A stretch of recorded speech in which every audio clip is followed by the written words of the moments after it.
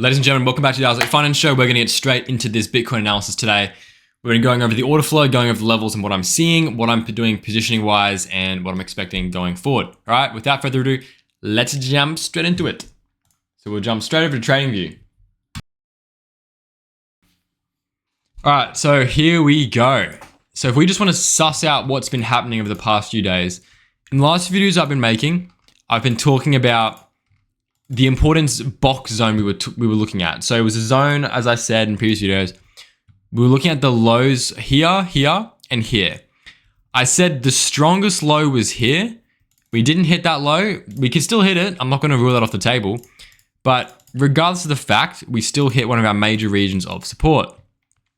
So I was actually hoping for another push down lower to take out this level. It can definitely still happen, but timing wise, now the higher we go, the more unlikely that gets. The reason being is we had some more levels of liquidity down to the downside. That being said, I clearly said in the video that we were in a very, very good support level and overall it'd be a good buy zone if you were doing a spot trade, if you weren't trying to catch the exact low in a perpetual position, right? So what we've seen going forward from here, if we just want to highlight what we saw. So this is the swing low here. Took out the swing low, had a push up, came back down, found support here. Now it was a bit of an arbitrary zone to find support right here. Ended up forming a triangle, symmetrical triangle here, you can see. And then we broke up to the upside here. So that's all easy and said in hindsight, right?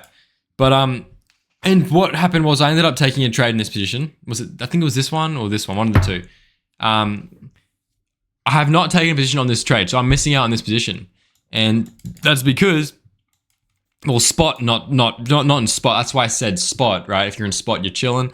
It's a good place to buy regardless, but perpetual, I just couldn't get a good entry. It was very, very difficult to find a good entry. And I know a lot of traders will be looking at, oh, but you had the fair value gap down here. You could have taken that position.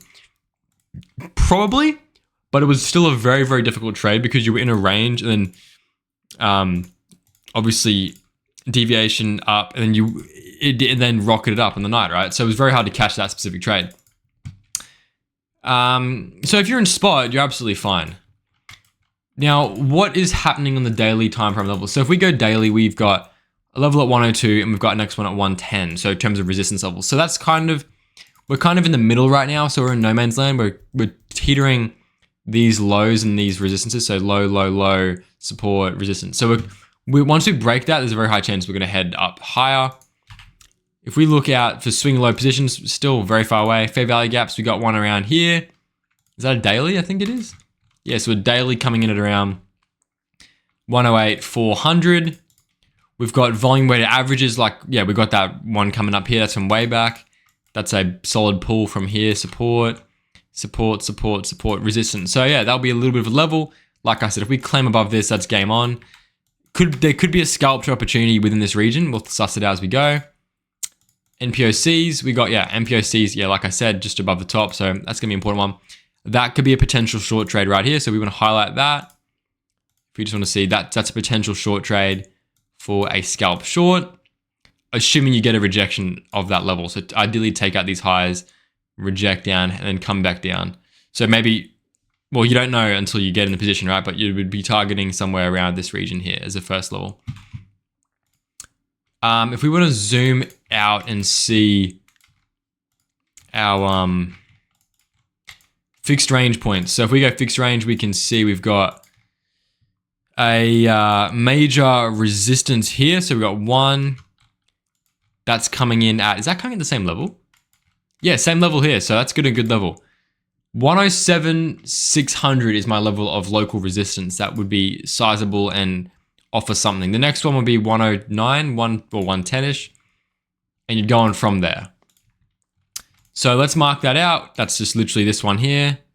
And then to the downside, if we're looking for support, one would look for, let's just see what we've got locally coming in here.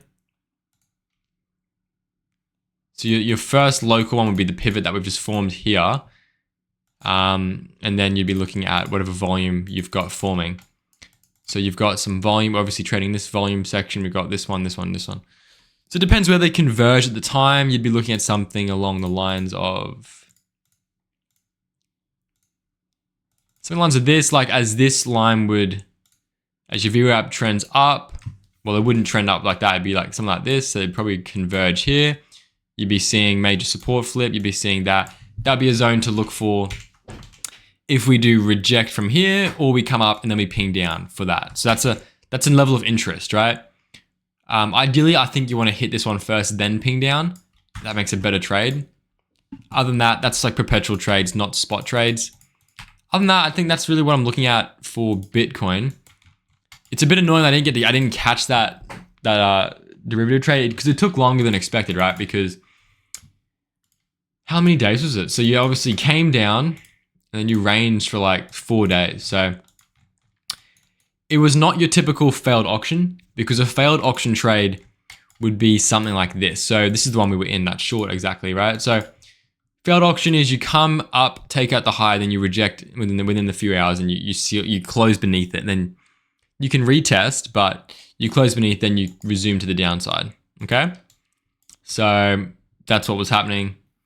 And yeah, so what's going to happen right now? We didn't have that at that time. We closed in, then we ranged back down, then we formed the triangle, then we went for that support there. Okay, that's what I'm looking at. If we lose this low, I still think 96 will offer good support, but as time goes on, and depending on how long this takes, we're really extending ourselves in the cycle, and I'm a little bit skeptical, and I do think that potentially I will call the bull run over if that happens, or if we proceed to rocket from here and claim support, then yeah, we can still be on. We're in a very, very iffy situation. It almost looks exactly like these lows here, right? So you got that, but is this time different? We'll have to suss it out, because no one actually knows. Like, if someone's going to sit here and say they know, they're lying.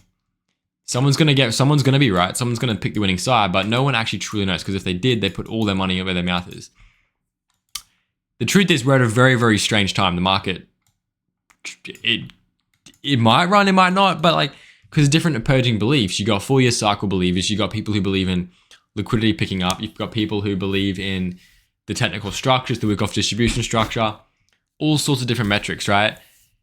And they're converging into whatever we're looking at here. One thing I want to do is just look at, if you were to look at this as a zone and a channel, if you've got your channel low here, channel high, you've got 107, 108, 107. Yeah. All right. So this is going to be also another good resistance. 1, 2, 3, 4, 5, 6, 7. Yeah. About 112 is pretty solid. And then I think a regression channel would look all right in this chart specifically from here.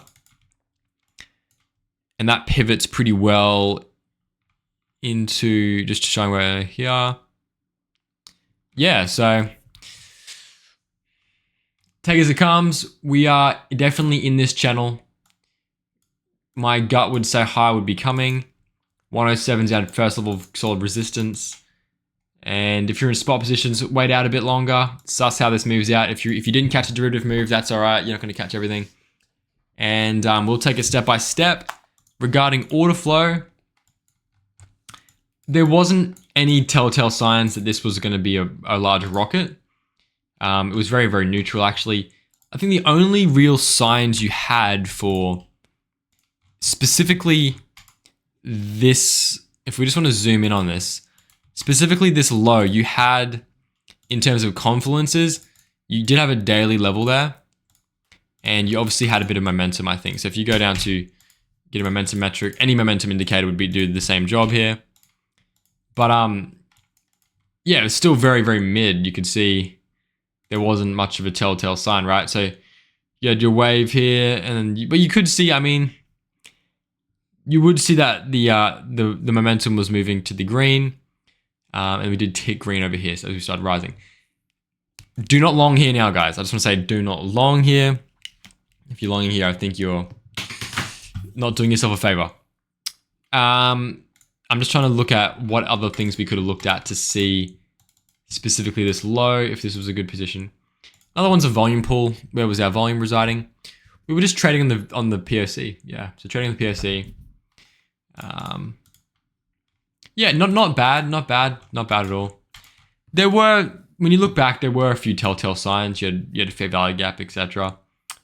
Was that a 4-hour BPR too? Yeah, you also had a 4-hour BPR, which is a breaker. So you had that in there too. So yeah, if you're in spot, you're fine. Like I think the moral of the story is probably be more due diligent and go from there. Anyway, guys, I hope you enjoyed this analysis and I'll catch you in the next one. For now, subscribe, leave a comment. To summarize, 107,400 is my level I'm looking at, and then 111,700, and then support. What did I say? I gave levels in the video, so if you want to rewatch that, watch that. Other than that, guys, catch you later. And when you don't trade, you don't lose capital. So just keep that in mind, and don't feel like you have to FOMO into the position, because there's always going to be more positions coming. And I missed out on this position myself, right? And I'll take accountability on that too. You know, don't kick yourself over it. Learn from what you can, because there's a lot of moves in the market where you can't really learn from anything really. But if you document what happened at this specific level, this is pretty technical. This low was very technical. It could have easily busted through, because you did. At the time, you did already have a hit into the level, and then it came up, and then it came back down. So a few different things that were there. But nonetheless, for those who got in the trade, yeah, it would have been a profitable trade, up 5%. So if you're using $200,000, that's like $10,000. So that's pretty solid for the day if you're doing that. Has it been a day since then? So about a day.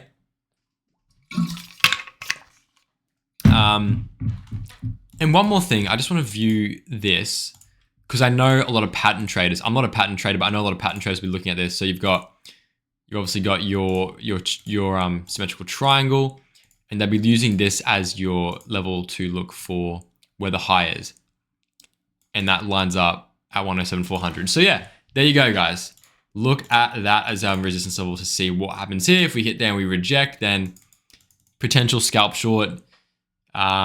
But we'll have to suss it out. And then obviously you'd be looking for the re-entry on the long if it looks good. So you'd be looking for the short here, and then I think the long was coming in at around here. So short, long, and then see what happens from there. Obviously, as we get to the levels, you have to take your time and look at what's actually happening. If we're seeing order flow and divergence to show that we're going to power through it, then obviously don't take the position. But that's why I highlight these levels, because if you highlight them, you just know where the levels are. And you can suss this out here, because if you have, for example, you're coming into a high and you're seeing bearish divergence, then that's a telltale sign that you should probably be looking to take a short. But if you're seeing it look very bullish in the order flow, then obviously you'd be looking at that and thinking, it's probably not the best place to be taking a position. So yeah, that's it, guys. I'll catch you later in the next one. For now, Isaac Finance signing out. Catch you guys later.